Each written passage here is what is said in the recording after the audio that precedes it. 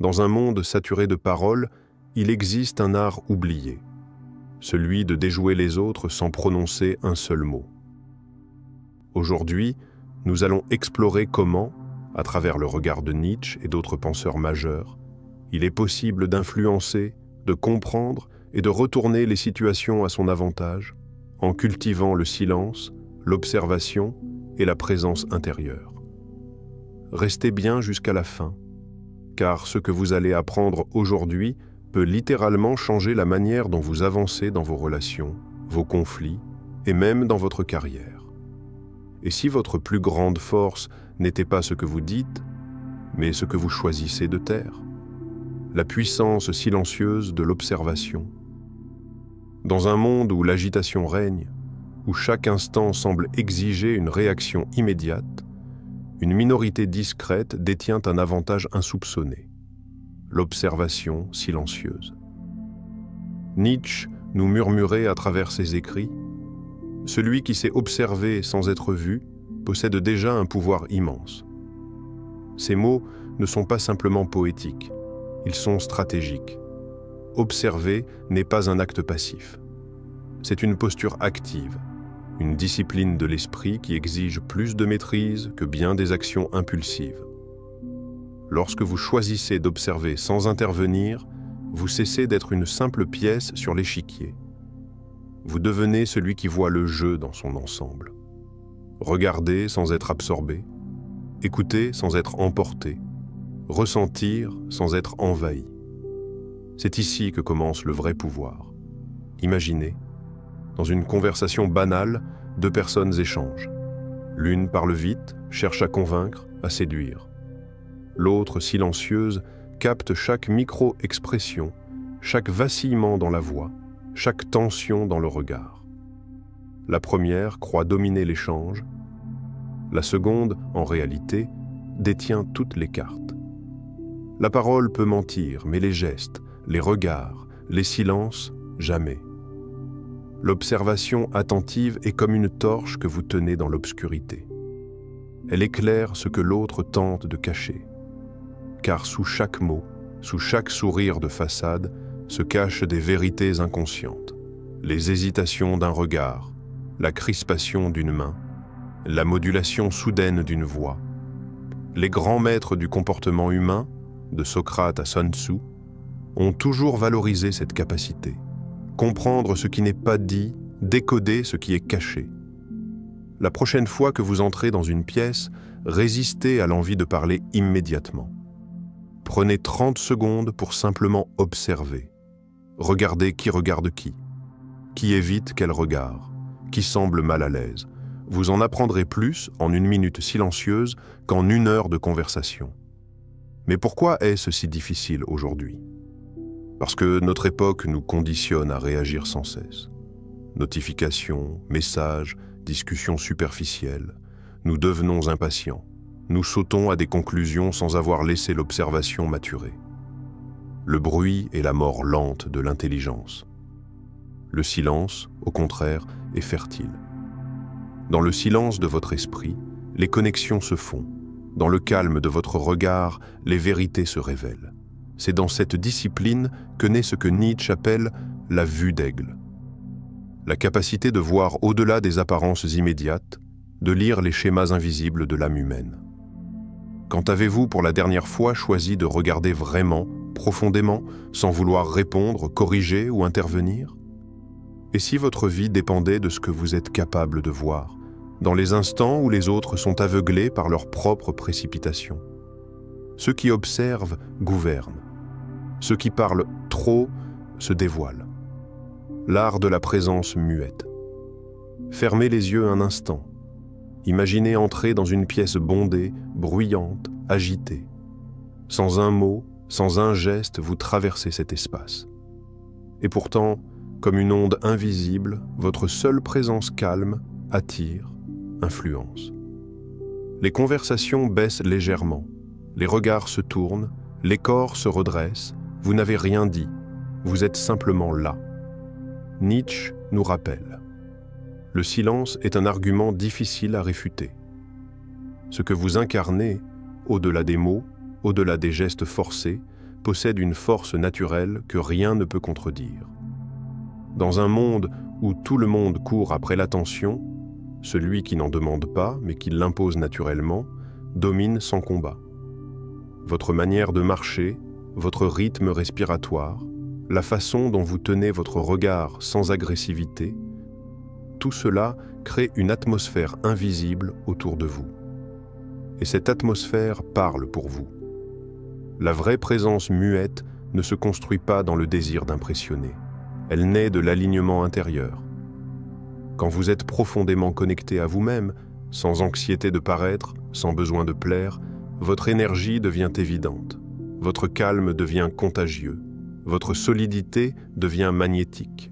Imaginez une montagne. Elle ne fait pas de bruit, elle n'appelle personne. Et pourtant, sa grandeur attire les regards, inspire l'humilité, impose le respect. Votre présence, lorsqu'elle est ancrée dans le silence intérieur, peut avoir cet effet. Question méditative pour vous. Et si, au lieu de chercher à convaincre les autres, vous deveniez simplement inoubliable par votre calme? Beaucoup pensent que le charisme est dans la voix, dans les mots bien choisis, dans la gestuelle spectaculaire. Mais c'est un leurre. Le charisme profond est silencieux. C'est une densité intérieure qui s'impose naturellement. Un espace autour de vous où les autres sentent inconsciemment qu'ils doivent se réajuster. Pas parce que vous exigez, mais parce que vous êtes vraiment là. Nietzsche ne cherchait pas à être admiré. Il cherchait à être entier. Astuce méditative. Avant d'entrer dans une pièce, prenez une seconde. Ralentissez votre souffle. Ancrez-vous dans vos pieds. Sentez votre colonne vertébrale s'étirer. Ressentez votre propre poids, votre propre existence. Et entrez, en habitant pleinement votre espace intérieur. Vous verrez que, sans un mot, votre présence fera plus de bruit que n'importe quelle déclaration. Ce pouvoir n'a rien à voir avec la force physique. Il vient d'une paix intérieure si rare que ceux qui la croisent s'en souviennent sans comprendre pourquoi. Comment serait votre vie si, au lieu de parler pour exister, vous laissiez votre simple présence écrire votre histoire dans l'esprit des autres? Quel monde s'ouvrirait à vous si votre calme devenait votre signature la plus puissante? Le pouvoir de l'ambiguïté. Dans un monde qui exige des réponses rapides, des positions tranchées, des étiquettes précises, il existe une force invisible, dérangeante, profondément stratégique, l'ambiguïté. Nietzsche, en maître du paradoxe, nous souffle « La clarté absolue est une faiblesse ». À première vue, cela choque. Nous avons été éduqués à croire que la transparence est une vertu. Mais dans l'arène de la psychologie humaine, trop de clarté est une reddition. Quand vous êtes entièrement lisible, vous devenez prévisible. Quand vous êtes prévisible, vous devenez manipulable. Imaginez un instant, 2 joueurs assis l'un face à l'autre à une partie d'échecs. L'un affiche toutes ses intentions, explique ses mouvements à haute voix.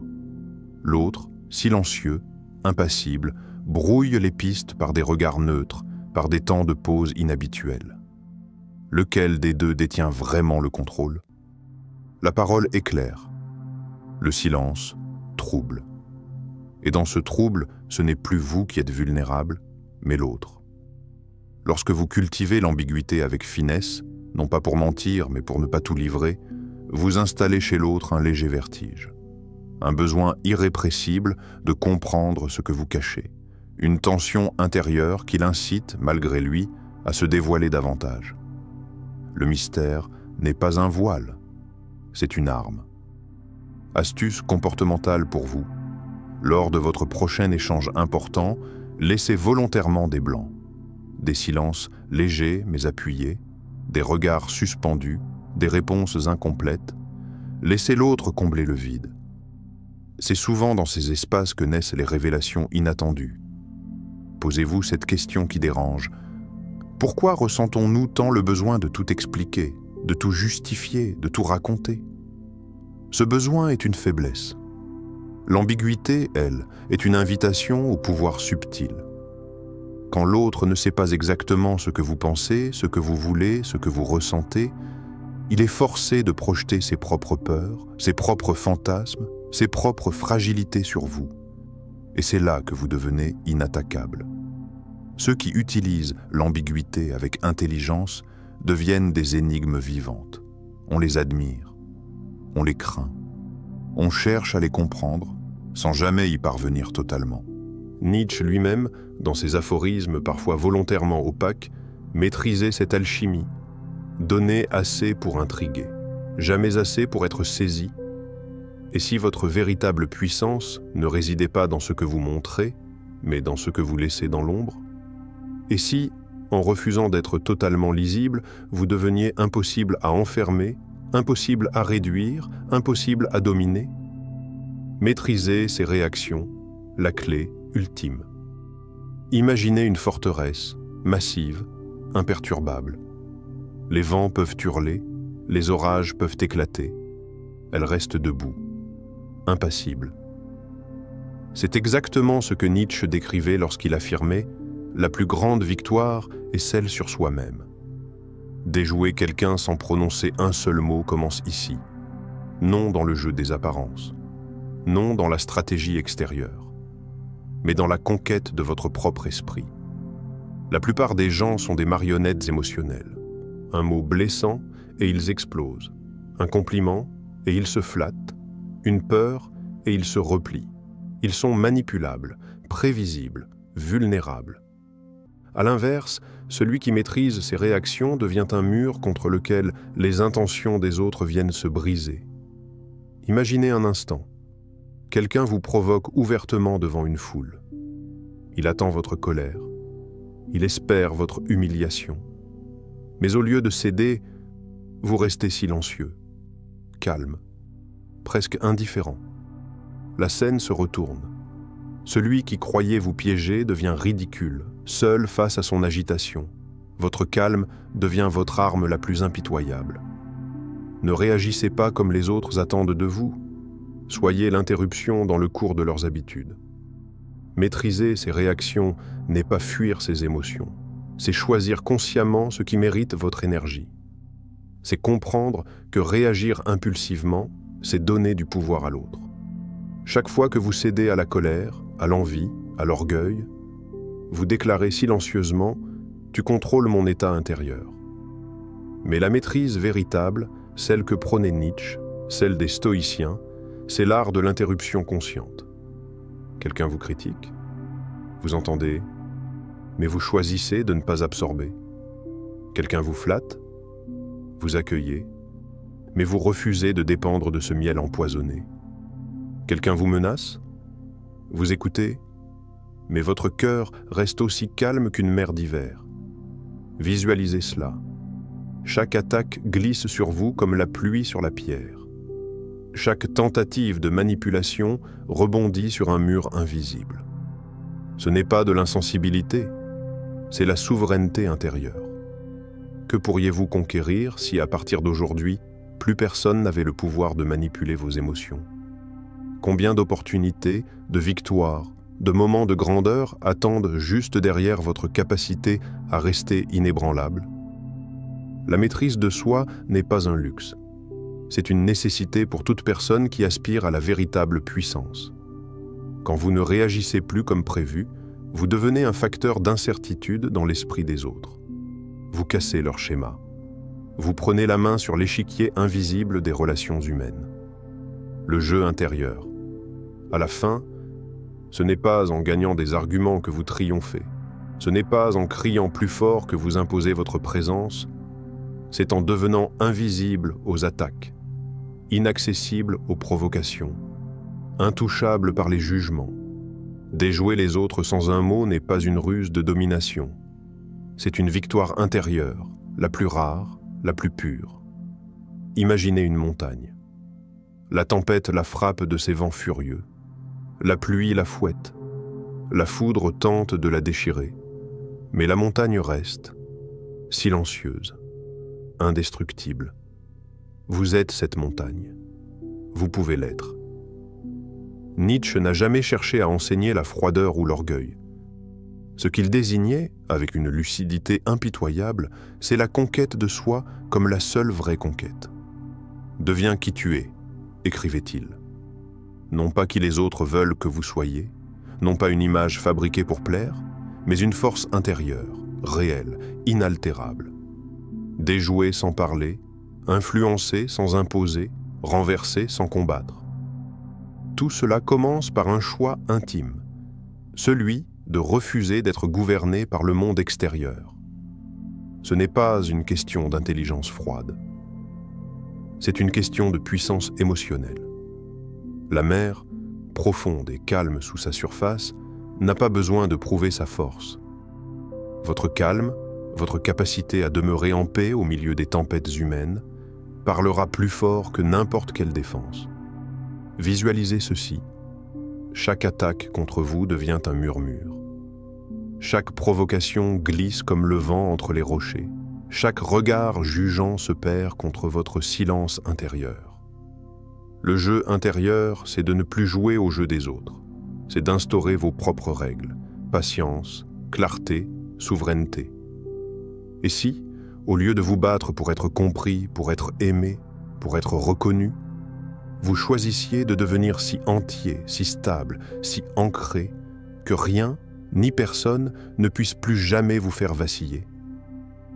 Ce que Nietzsche nous murmure entre les lignes, c'est que la véritable grandeur est silencieuse.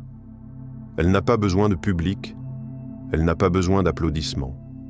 Elle est.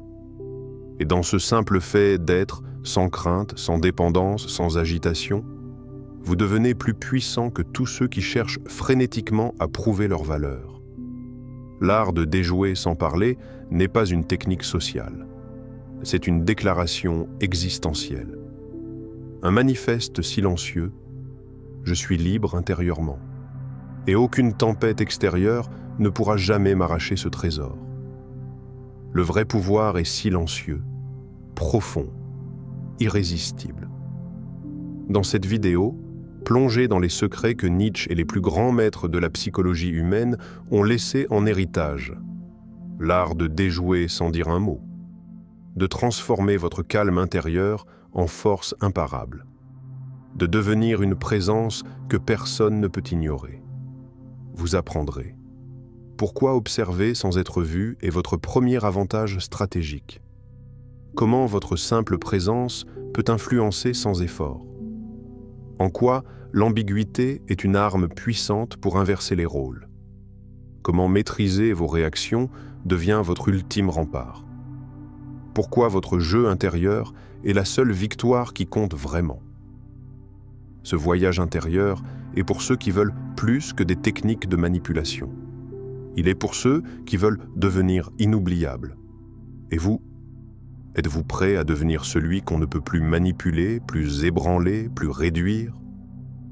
Abonnez-vous maintenant pour découvrir d'autres trésors de la psychologie profonde et transformer votre perception du monde.